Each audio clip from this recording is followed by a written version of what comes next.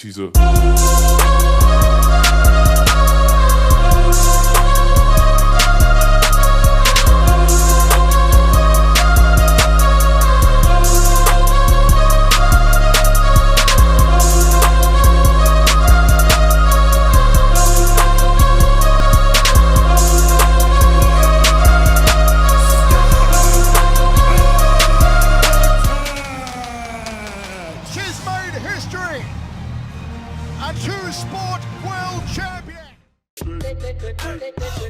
The Combat Cast, Episode 8, featuring Jared Scrimgeour. And we are live. Hello and welcome to The Combat Cast, Episode number 8. Today I am joined with Jared Scrimgeour. Is that right? Correct. Nailed it. Okay. For those of you that don't know Jared, he is one of the behind the scenes guys that has been working with Fairtex Gym for a long time, helping to matchmake a lot of fighters, whether they be up and coming or whether they be at the top of their game. So on the Combat Cast, it's really important that I provide content to you guys that's not necessarily always just going to be about fighters, but it's going to be about people in the sport and people in the game that can give you guys insights and knowledge into the sport itself, whether it be Muay Thai or Jiu-Jitsu or MMA. In this instance, obviously it's going to be more about Muay Thai. So the reason why I've got Jared on the show today is because he is that guy that has been grinding under the radar, not necessarily in the limelight for a long time, helping to promote, helping to manage and helping to matchmake a lot of fighters that may or may not have been struggling to get fights. So I'm really happy to welcome you onto the show today, Jared. Thanks, so, Steve. Awesome to have you here, my man. Always a pleasure. Good to see you as always. Yeah, you too, brother. All right, my man. First and foremost, I want to ask, how did your journey in martial arts begin and Muay Thai? Guess when I was in high school, I think I was watching Fox Sports in Australia. We were watching Muay Thai every Thursday or Friday. Yeah. So in Australia back then we had Daniel Dawson, John Wayne Parr, and from New Zealand we had Shane Chopper Chapman. Right. Legends. I really enjoyed that time of my life. I was quite enthused about the whole thing. Living in country Queensland was very hard to be involved in Muay Thai. There was just nothing out there. So at the time I was playing sports. Yes, it was rugby. It was a team sport. So I had to wait a while to commonly get into martial arts. I think I was like 30, 39, 30, 38, I think maybe. Right. So you're a late bloomer. Late bloomer. I actually would have been 35 or so. Okay. I apologise. I just finished playing rugby. Shoulders are blown out, knees. You know the whole story. I had hard done by ex-footballer. I remember watching back years ago and seeing the Contender and watching Contender Asia. Contender Asia. I was drawn to the script of the whole series, not necessarily the fighting. Yeah. As a human, that guy, he was more family-like and sociable than the others on the show. So it was quite easy to notice that he was a normal guy. You know, the other guys on the show had an opportunity to bring their girlfriends or wives on the show. He brought his mum, so. He sort of started it off for me. You know, I felt a connection to Yod. I was sitting at home in Perth one day, had nothing to do for 2 weeks. I thought I was going to get on a plane and go to Bangkok. I'm going to have a look. And I did about a week and a half in Bangkok and looked around. I thought, yeah, it's just a pretty cool place, but I might go down to Pattaya and see what Yod does. You know? So I went down there, and the guys at Fairtex were really comfortable with me, and they asked me to come back and start to train with them. And I'm like, just a nobody, you know. But sure, yeah. I went back to work for 2 weeks and back to Thailand again, and the rest is sort of history. Been coming back for 7 years. Right. So that's how it all began. Just seeing the Contender Asia, you know, seeing this person that you felt like you could really relate to. Yeah. And then just coming out here on a kind of like spontaneous trip. Yeah. Rocking up to Fairtex, and then you're just like, boom, wow, this is cool, and feeling welcome, and then a lot of pieces fell in that puzzle in the right direction for me. I guess I was very lucky, but that's just Thai hospitality as well. if you show enough respect, you're going to get it back. And I'm pretty sure they can pick a good character out of someone as well. So what started off as more of kind of like you just being passionate about the sport. I mean, growing up, watching it on TV, seeing all those top guys from our neck of the woods, New Zealand and Australia, and then eventually making that decision to come out here to Thailand. Yeah, That was how the Muay Thai buzz started for you. that was how it started pretty much. I trained my ass off for a good 2 years, and I guess at my age it was too old. I was too old to fight. That's when I'd met you at the time, and you were starting out as well and kicking a bit of ass. I sort of knew back then, like, I can't be a fighter. I want to learn the industry, so I immersed myself around good people. I befriended Prem, the COO of Fairtex, I'm very good friends with. And along the way, I've learned a lot. I'm very, from first point opinion, I've learned so much. So that kind of leads us to our next question.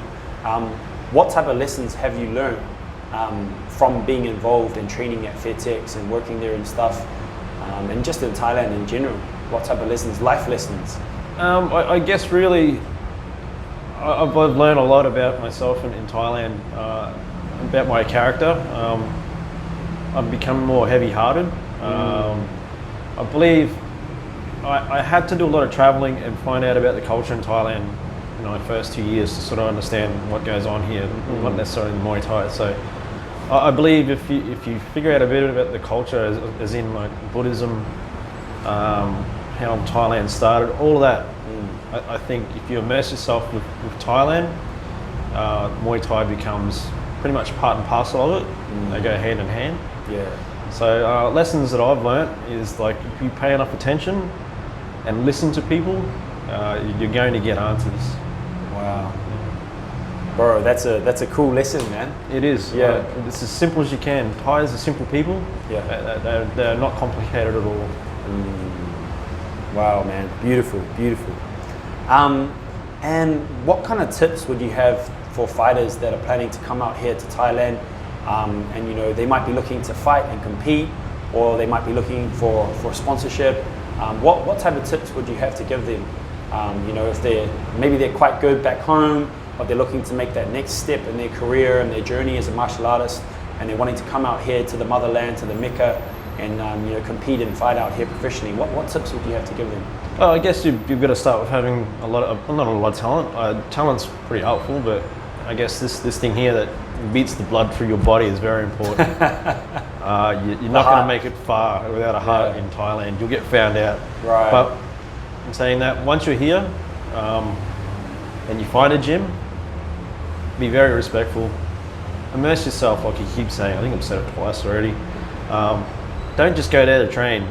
You get to know everyone on your team. You get to know everyone behind the scenes. They're your family now. So the more you sort of learn about that gym culture, the more you're going to understand what they're going to want from you. So you go there to train. You train the hardest. Do your best. It's not always about winning.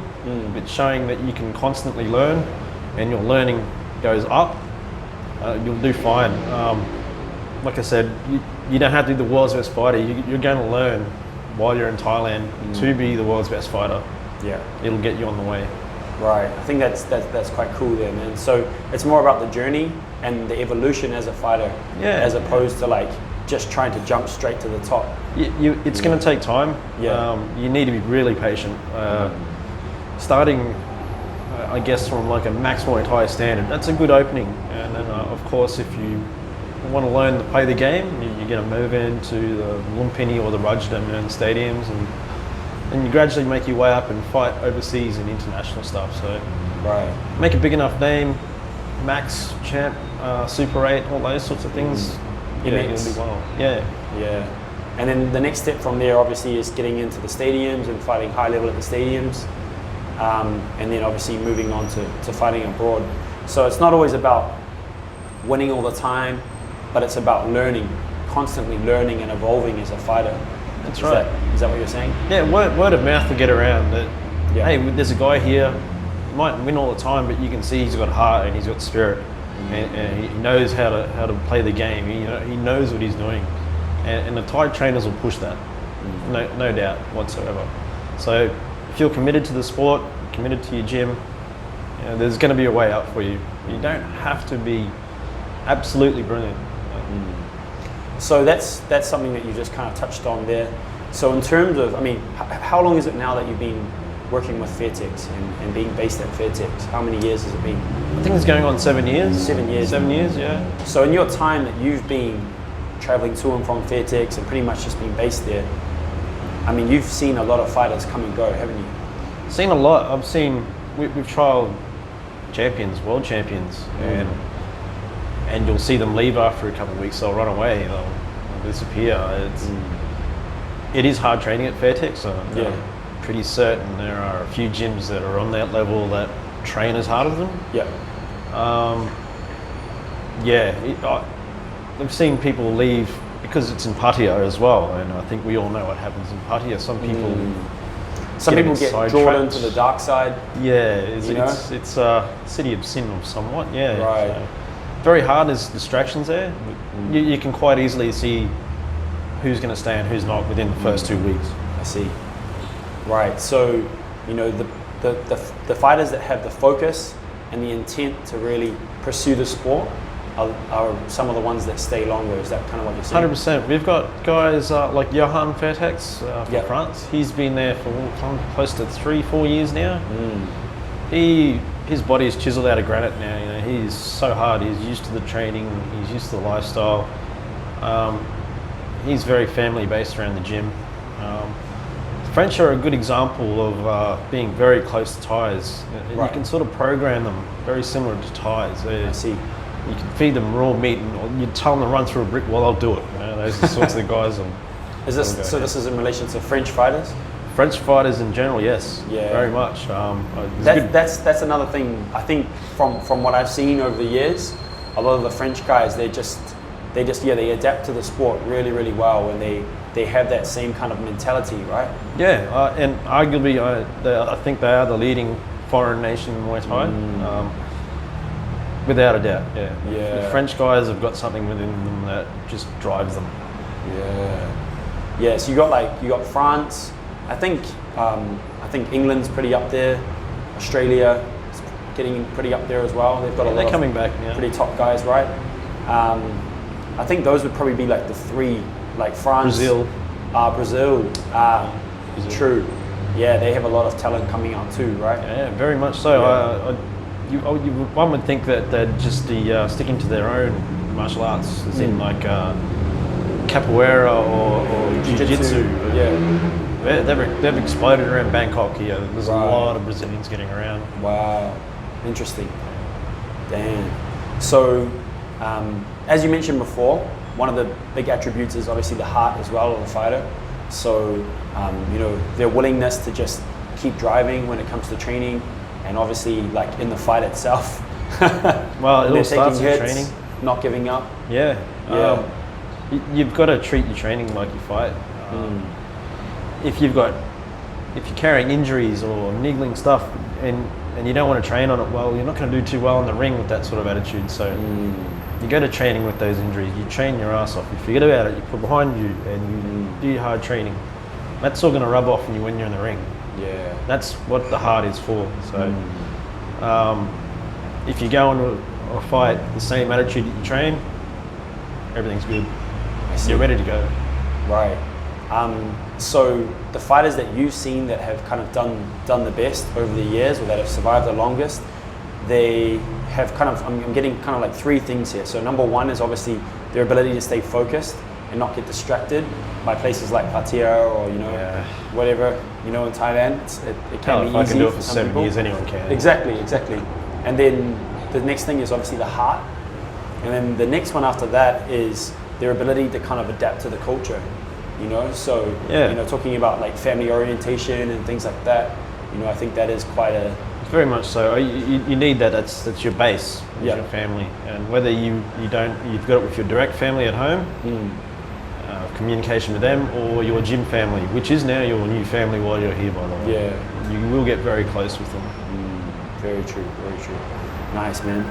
Okay, the next question that I wanted to ask is, where do you currently see the sport of Muay Thai in Thailand and abroad, like on a more international scale? I think there's a second coming for it now. It's near another growth curve at the moment. One championship's delivering it. It's going global. Huge in Asia, obviously, but with one championship also bringing out fighters from out of Asia.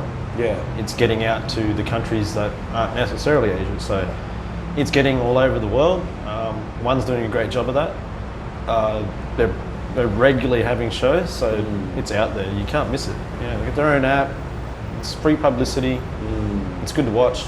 Yeah. I guess from like a fan's perspective, for me anyways, I mean, like my heart's always been number one with Muay Thai, and I just feel like so excited when I watch Muay Thai fights, you know, on those big shows, especially when you have like a mixed discipline promotion like 1FC, you know, you get to see so many different components. So yeah, that's interesting. It is. Yeah. So you feel like it's definitely growing as a sport? Oh, 100%. I think it's been a long time since you've had an international standard Muay Thai promotion, and I can't even honestly remember the last one with this standard. So yeah, to get one championship to deliver it, it's a big coup. Yeah, because most big promotions will kind of follow more of the MMA or the kickboxing route. Yeah, I think we have to give credit to one on that one. Yeah, that they're, you know, bringing Muay Thai into the mainstream spotlight. Yeah, I mean there was Lion Fight, but it's not on the same level as one from a production standpoint, right? No, it's not. But they're also heavily involved with promoting one. Like they've sent over a few fighters from their promotion to one, i.e. Joe Nuttlewood. Right. So it doesn't say they're completely weak. They've had building blocks. Yod won a belt with Lion Fight. Joe's won a belt with Lion Fight. Right. So yeah, there's a lot of promotions. They're a reputable promotion for sure. Yeah, like and a high level of fighters come from there too. Very good level. There's probably about 3 other international promotions. And you've got your Lion Fight, your Muay Thai Grand Prix, and my personal favourite, Rebellion. They've all supplied a lot of fighters going into one championship at the moment, and they'll have mixed heritage fighters. So in each one of these promotions, for example, there's a Vietnamese Australian guy now fighting in one championship. He's fighting in there tomorrow night in his his original country, Vietnam. So there's a lot of sort of like cross roots. Mixing. It's good. It's good for the sport. Yeah, it is. I think that's something that's quite unique to one, in the sense that they're able to bring together a lot of different ethnicities and cultures, and you know, all across Asia. And you get these people, like I know some people that, like, you know, they might be Malaysian but they were brought up in New Zealand. Yeah. Or for this example, like, you know, Vietnamese but raised in Australia, and then they get to go and fight in, like, you know, the ancestral motherland. It's a great opportunity. It's win-win. Yeah, it is. It's a cool. Ting, by the way. Ting, exactly. You know. No, I don't personally. Yeah, so that's a cool one. So that brings me to the next thing. You just kind of touched on it there. And if you guys can't see his shirt, Yodsanklai, Jared has been quite heavily involved with Yod over the years. And I just wanted to ask you a little bit about kind of what that's been like. I know that you've got to travel with him a lot and see a lot of his fights, and you know, he's arguably the greatest middleweight of our era when it comes to Muay Thai. So I mean, I've been a fan of Yodsanklai for the longest time, and you have been working with him hand in hand for a long time. So, you know, behind the scenes and, you know, traveling with him, what kind of things can you tell us about your experience and your journey with him? Well, basically, he's like one of us. Just speaks a slightly different language, of course, but it took me a couple of years to actually speak to Yod, to even get the balls up to speak to him. And he approached me one day and sort of said, "Well, what's wrong with you? Why don't you talk to me? You hate me." I'm like, His English is actually quite passable these days, but he's a genuine person. He's built on respect. You got to understand, for a guy like him, he's been fighting for so long that he's sort of programmed in a way of living. Right. And he wakes up Monday to Friday without fail to train. So he is, yes, he's called the boxing computer, and for other reasons you can probably understand the same. But generally, when he's not training, he's a fun guy to be with. I really hate being with him on weight cuts. He's just a moody, horrible person. I don't know many people that aren't moody during weight cuts, though. You know. Yeah, it's a depressing time. It's a terrible time. Yeah. He's one of the worst, but yeah, he's special. I can only say he's a special man for what he's done and achieved over the years. Traveling with him has just been a really good life experience. I can leave this story of my children in a few years' time and say, I did this for Yod, or I did that. But yeah, it's both ways. Yod's taught me a lot too, so I can't say it's all one way. He's taught me a fair bit, and I've learned a lot. It's a good win-win situation. So, what do you think it is that allowed Yodsanklai to really, fight for such a long time at such a high level against such stiff competition? What do you think it is that's really, from like a makeup of his being, given him that ability to fight for so long? That's an easy question. That's his family is his absolute being for life. He would do anything for his two kids, his mum, right, and to make any of his family live an easier life. He will keep fighting. He will fight without disgrace for another 2-3 years. He'll have no problem doing it. He'll keep himself in shape to do it. And knowing that his mother and his kids are going to have a bad upbringing, that's his reason.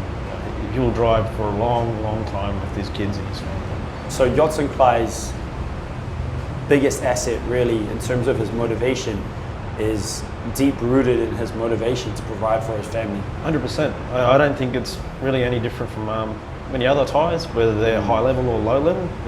I think you get the same sort of response out of them. Yeah.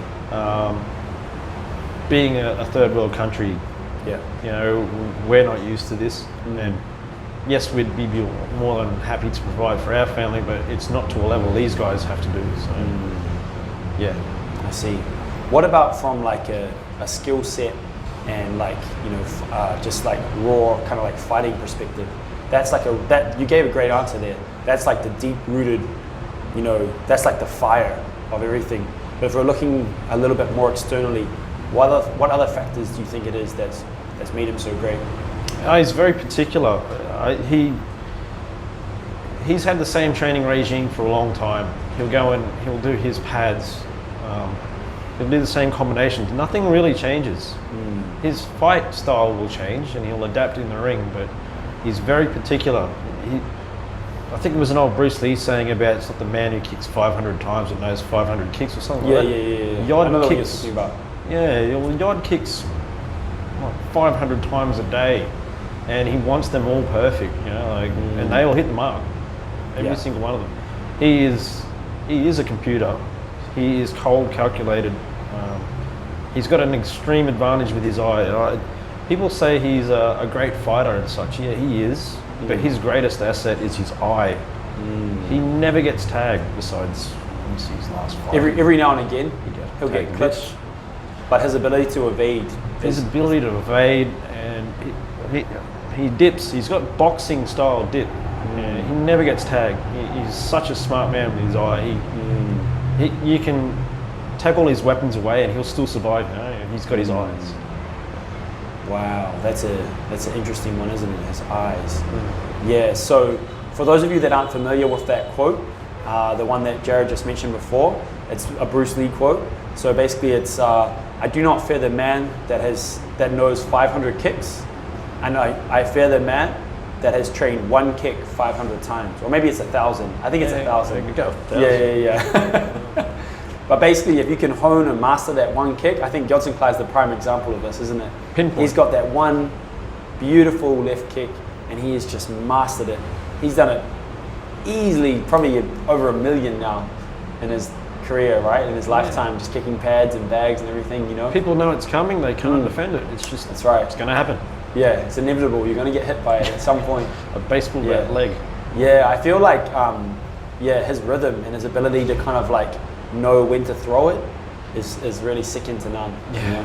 It's amazing. He's a special talent, and you'll be waiting around 20, 30 years to get another guy at that level. There are a few guys at the moment of his sort of promise. Yeah. We'll have to wait for a few years yet, but Yeah, he's one in a million. I think one of the things that has helped Yodsanklai to become so great is that he did start off in some of the lighter weight classes, and at a time in Muay Thai sports history when there was a lot of competition, you know, you've got, we were talking earlier, you've got fighters like Nongo that he fought a lot and that he was able to beat, and you've got other fighters, you know, so many like Sam A and Sam Kaur and all these guys, they're just such amazing fighters. Yeah. So he literally came up in one of the most talent-stacked divisions in the history of Muay Thai and the sport. That's a huge generation sport. It is, right? Yeah. So, you know, he's got this insane pedigree, but then his frame, I think that's probably one of the things, his frame has allowed him to go continuously up in weight and fight bigger and bigger people. Yeah. You know? Well, unbeknownst to most people, he's beaten Sam A 3 times. Right, exactly. He's fought Gao, his stablemate, and beat Right. him. You know, he's very lucky. He's got a big frame, as you say. I think it's hereditary. His mother's side of the family is quite large. Right. Rotund. Yeah. Yeah, he's a big solid boy. He's a big boy, and when he stops fighting, I think he'll tip the scales around the 100 kilo mark. I've got no doubt his love of food will get him to 100 kilos. Right. What would you say was your most memorable fight with Yod when you were there watching him live? What would you say was the most memorable one? If you're looking back and you're like, man, that fight was just so spectacular. What would you say that was? I'd definitely say Andy Sauer in Japan. Oh, that one. That had a lot of good history about it. Oh my God, yeah. Arguably, I do believe Yod won their first fight, say 10 years previous. Yod really wanted redemption. He never spoke publicly about it, but everyone wants to avenge a prior loss, and the opportunity came up with one to fight in Japan against Andy, and it was just a match made in heaven. So there's no secret Yod loves his small gloves. Yeah. I pity anyone else who has to wear them. He likes them. He sparked Andy out in 2 rounds. It was brutal. Yeah. There was a bit of satisfaction there, but it was very humbling for me to be there with him for a moment like that, to avenge something that meant a lot to him on the highest scale, of one. So very, very good to watch. So you'd say that fight was probably his most memorable one for you? For me, yes, right. Without a doubt. I guess being there and seeing all the emotions and everything, knowing him so well, he's just seeing all the little small nuances that are going on. Yeah, because he doesn't show much at all. He keeps his emotions in check. Once he won that fight, after the fight was done, we were in the dressing room, and there was a different man there. There was something his life was complete now. He's rubbed out that X off his fight record. He's got one back. Yeah. I guess now he just has to beat Sami Sana. That's the next part of the next chapter in the story, I guess. Yeah. Hoping for Muay Thai, but yeah. Yeah. Wow, man. Okay, cool, bro. And you've been kind of all around the world with him, really, haven't you? All different countries and places. Australia, Malaysia, right. Japan. Yeah, quite a few countries now. Wow, man. Awesome. Moving on, I just wanted to ask now, Fairtex, it seems to be transitioning a little bit more these days into MMA. Where do you kind of see MMA in Thailand? So more specifically, in Thailand, and do you see kind of a rise in popularity of mixed martial arts here, or what's your own opinion? I mean, working and being at Fairtex so heavily, what are your thoughts on that? It's definitely growing. It's growing all over the world, so it's definitely Thailand. Thailand's going to be a part of it now. Yeah. Whether they like it or not. It'll take a couple more years, I think, with the publicity and what Stamp and Rika and her boyfriend, I can't remember her name. Shannon Wijai is getting. The publicity they're promoting is getting bigger. So I'm hoping that sort of rubs off on some Thai fighters who might want to branch out and start rolling and doing some BJJ or. Right. I'm hoping so. It should grow. I do expect it to grow like most other countries it has. I get a lot of people reaching out to me and messaging me and saying, bro, I can't wait for a high-level Thai fighter to learn takedown defense and just crush UFC, Yeah. And we can only hope, right? I wish it was that easy. I wish it was that easy. Yeah, I know. But you know, if you know kind of like the culture here and how the sport works in terms of Muay Thai, right? You know that it's just not that easy. It's not that easy. Yeah. Thais like to stand in front of you when they fight. Yeah. They're not big on footwork, so take down defense when you're just standing plant foot still. I don't know. Yeah. It's going to take a while. It'll take a while. Yeah. But no doubt, you look at one championship, and I'm probably going to reference Stamp a fair bit here. Where, I think Stamp is probably the best example in terms of someone that has been able to transition from, you know, kickboxing and Muay Thai at a high level and then move into mixed martial arts. Yeah, she's phenomenal. I'm blown away. I'm pretty sure everyone else in the gym was blown away how she won her her first MMA fight with one. To pull a submission in the second or first round and then finish by submission in the third round but that was like a script made in heaven. That was what needed to happen for Thailand. Yeah. And that's what had to happen for her career to be sort of taken seriously too, that she's not just there to stand up and fight. She wants to choke you out. You know? Yeah. So that was for amazing. her to win in that fashion, right? Yeah. So for those that don't know, if you've been living under a rock or you haven't been following 1FC, Stamp had a big win against the national Indian boxing champion, women's boxing champion.